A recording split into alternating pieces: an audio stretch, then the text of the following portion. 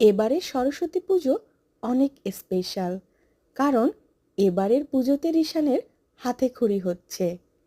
রিশান স্কুলে যাবে, তাই তার আগেই হাতেখড়িটা দিয়ে নেওয়া হচ্ছে। ওর হাতেখড়ি দিতে দিতে যেন নিজের ছোটবেলার কথা মনে পড়ে গেল। আমরাও সেই যে যখন হাতেখড়ি দিয়েছিলাম, যদিও নিজের হাতেখড়ি দেওয়ার ঘটনাটা মনে নেই, কিন্তু অন্যদের দেখেছি এমন চক আর বোর্ড নিয়ে লিখে ঠাকুরের সামনে হাতেখড়ি দেওয়া হয়। তাই রিশানের জন্য আমরা কিনে ফেললাম একটি চক আর চকবোর্ড।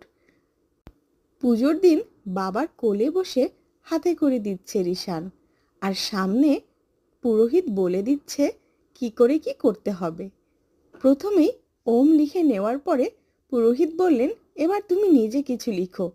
ও তাই একটু আঁকিবুকি করে নিচ্ছে সরস্বতী মায়ের সামনে।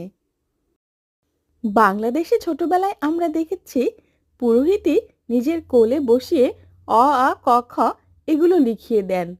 এই দেশে নিশ্চয়ই অ ক খর চল নেই, তাই বুঝি নিয়মটা একটু অন্যরকম। সে যাই হোক, খুব সুন্দর করে শেষ হলো রিশানের হাতেখড়ি। এরপরে পুরোহিত রিশানকে বলল হাত জোর করে সরস্বতী মায়ের মন্ত্র বলতে।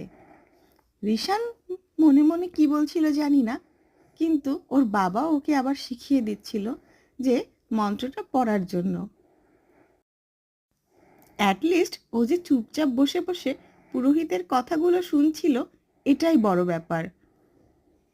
আমাদের পুজো তো এবারে মোটামুটি ভালোই কাটলো। আপনাদের পুজো কেমন কাটলো অবশ্যই জানাবেন।